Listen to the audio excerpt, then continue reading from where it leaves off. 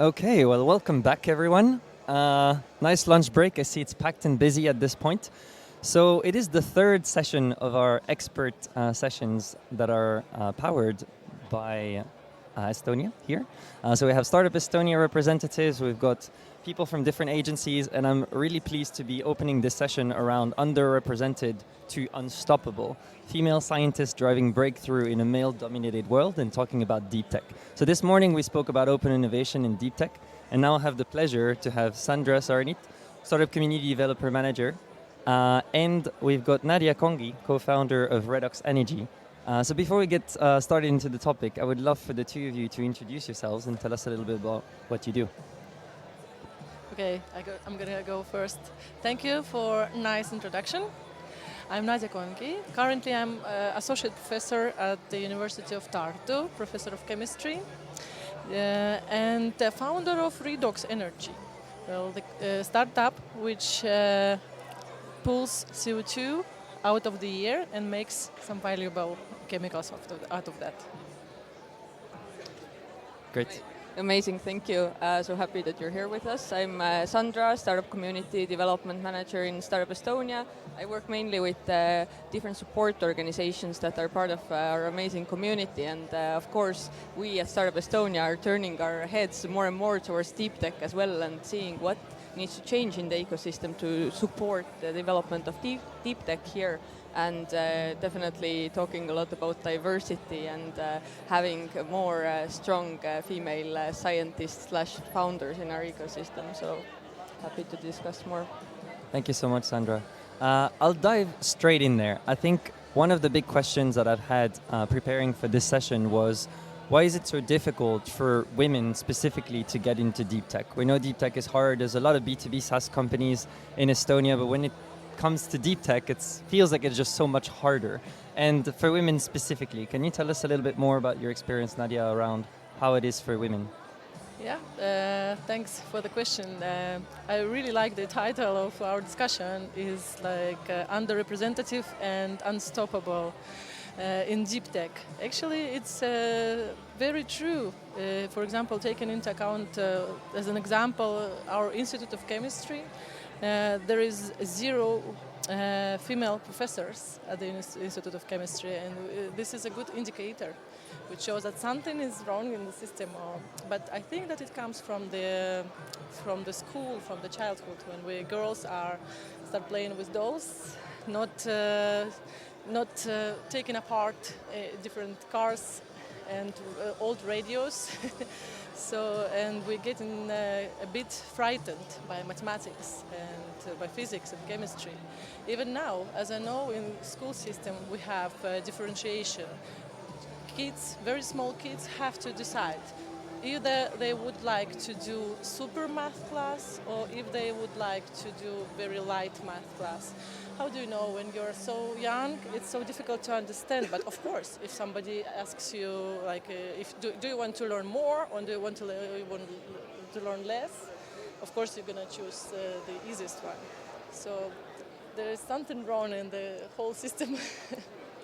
Yeah, and if I can add, like, definitely the role of parents is very huge, and it's kind of going as this generational wave. And if a parent says, "Oh, it's okay that you don't know math because I didn't know either," and so on, and then especially there is this tendency to still direct girls to other subjects that may be more art-related, especially if we talk about extracurricular activities.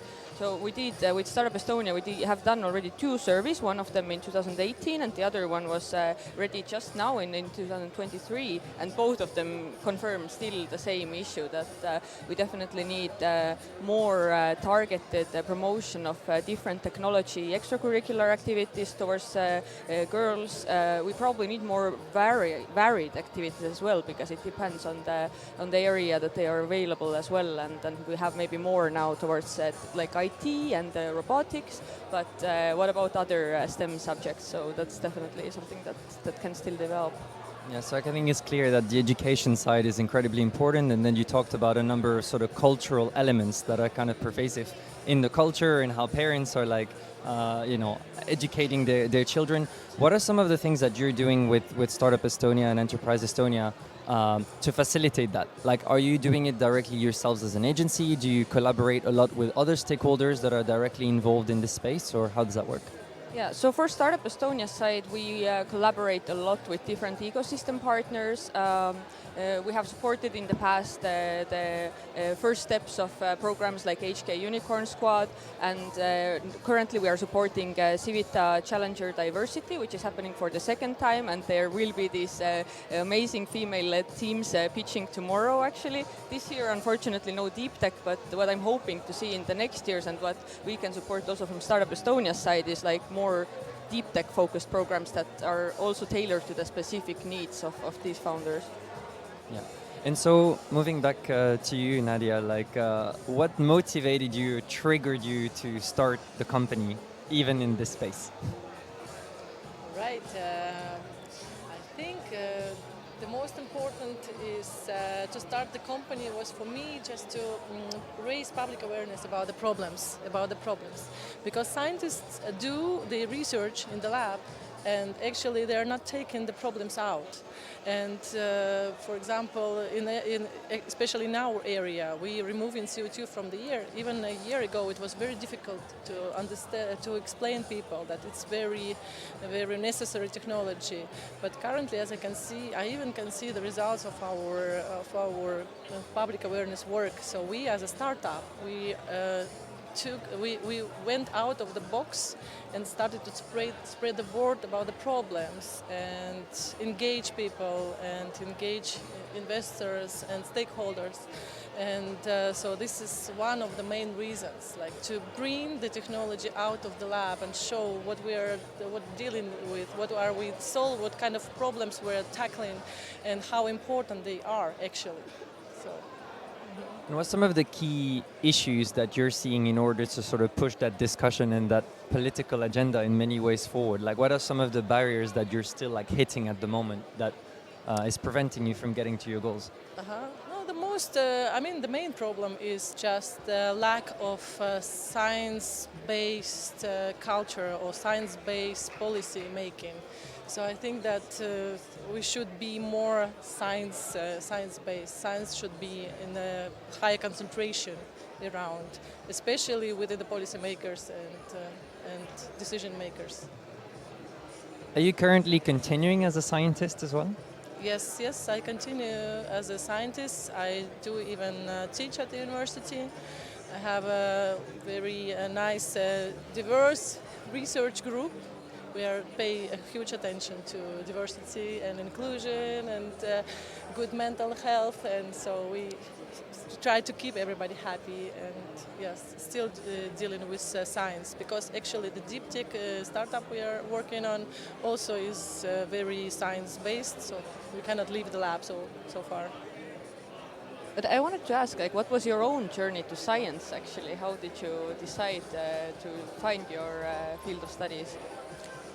Basically, it was accidental, me happening to science, because as most of the girls wanted to study Latin, Spanish language, but it was difficult to get in. So just to get at least some kind of a minimum point in school, not to fail in school, my parents just gave me additional chemistry lessons.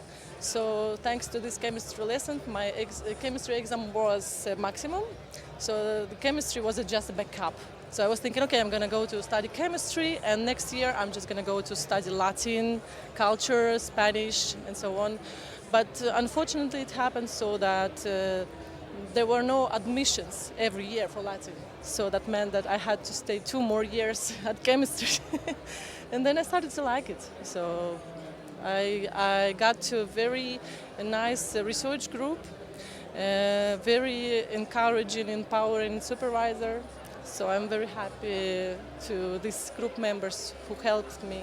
And also they helped me to get some different international experience and different projects with big companies. So I was amazed by the opportunities actually what science can give us. And at the same time, I was able to learn Spanish when I was doing internship in the University of Alicante in Spain. So, I mean, there was no need to go to to Spanish philology. Everything comes around in due time, and it's interesting because it feels like a very close story to my heart. Like my brother is also a chemist, and he kind of also fell into it in a very random way at the end of the day, and then fell in love with his PhD, and he couldn't think of doing anything else at this point. And many scientists that I've been speaking to kind of have similar stories in the way that you don't sort of grow up wanting to become a scientist to spend 10 or 15 years of your life in research, but eventually once you find something you're really interested in and passionate about, then it kind of becomes sort of part of your world. Yeah, I completely agree, and I would also would like to add that you don't really need to be a complete nerd to be a deep tech founder or to be a scientist. Very important to empower people, help your people who are in your group, motivate them, collaborations. For example, when I was on maternity leave, most of work was still done. Thanks to my group, people who work in my group, and also thanks to collaborations. So this is also very important point. You don't have to be super geek, chemistry or physics geek, but you can freely do deep tech by solving some other very challenging problems. Absolutely. Sandra, I kind of wanted to come back to you. And a bit curious to know, like, what are some of the things that you want to do in the next few months with Startup Estonia to support companies going further? Like you mentioned a lot of the activities that you're currently involved in. What are some of the things that's in the pipeline for the coming months? Well, we're just getting ideas right here and now. So we were thinking and asking Nadežda if she would like us to organize a female deep tech founders meetup, for example. And this is something that we actually might bring into life this year. Other than that, we also have since 2020 a diversity-focused expert group. And right now what we are planning to do is actually organize an event where we come together and we held different workshops with people that are both entrepreneurs and that are from the support community that can actually discuss, and we can map all together what are all of the initiatives around diversity, because there are things happening. There are already female founders meetup happening, some smaller events, but it's all scattered around, so we need to kind of join the efforts a bit more. And then from a more concrete side, of course, we can also influence quite a lot with our own procurement. So we're planning to, at least for the ones starting from next year, to introduce some new quotas as well regarding diversity. So that includes all kind of underrepresented groups and making sure that the programs are as fair as possible in their admission process. I mean, you're raising a very interesting point. I think on the diversity stage over the last couple of years, there's been a lot of discussions around quotas, which in many ways feel kind of necessary to force companies to move their culture in the way that they're hiring in the right place. On the other end, it also kind of brings a whole lot of other issues around hiring people to fill in a quota versus actually finding the right people. How do you see this? And alongside with the quota, are you planning to have some kind of sort of educational program around why they're there and how you should actually improve the hiring process so that it's not just a number that's being put on those companies, but there's actually a way for them to get better? So what we're talking about here is not the hiring process per se, but more like acceptance to different accelerator and incubation programs and some smaller training programs that come through our procurement. But yeah, definitely that's a very good point that we cannot just introduce something like that and just make the paperwork, but we need to really actually talk to people about it. We are also planning to involve the community into those discussions on what those quotas specifically should be, because it's not very straightforward on its own. But yeah, definitely it's quite a controversial topic in a way, because at first it's like, what if you introduce a quota but there is not enough like actually the baseline people that would fit that quota, and then you need to backtrack, and that's where we always end up going back to education.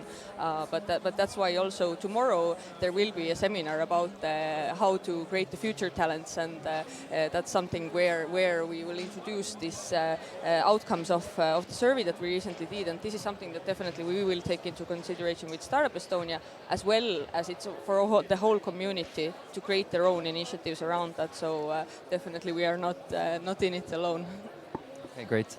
I have one more question for you, Nadia. I think it's more around what are some of the things that you wish you would have known when you started on your journey that you think would be great to share with some of the people that will be listening to this recording?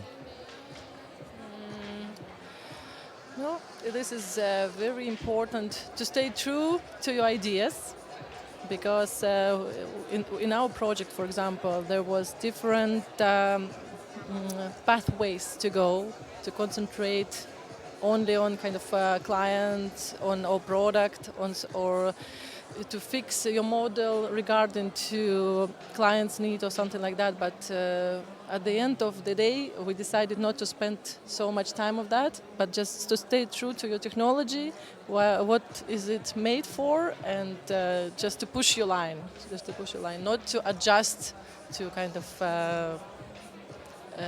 current needs of the society. Do you have anything to add to that as well, Sandra? Well, it's not my company, I guess. Can you repeat the question, please? Yeah, I meant like in terms of things that you wish you would have known, like getting into the industry. And so with your respect to your experience, it's more for all of the women that you see getting into programs as Startup Estonia is like organizing, like what are some of the things that they should keep in mind? If I think about my own experiences, I tried to create an edtech startup.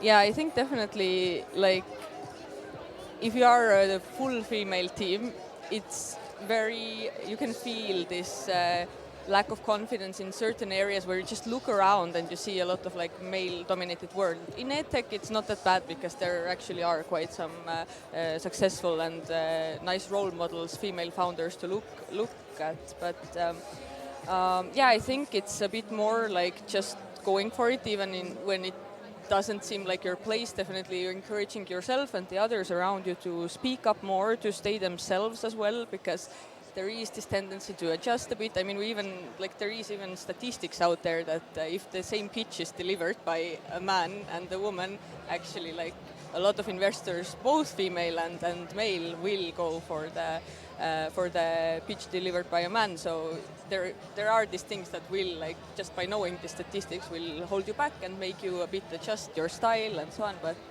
I think in the long game, like having these kind of amazing women like Nadežda that show the way and lead the way in different verticals and kind of become these role models for young girls to come. And the more approachable all of these women are, the more we will show the young girls that it's possible for them as well. Yeah, don't be shy and just go. Great, thanks so much. I would like to open it up for a couple of questions. We've got like 2 minutes left. If anyone in the audience has a question for Nadia or for Sandra, now is the time. You can raise your hand.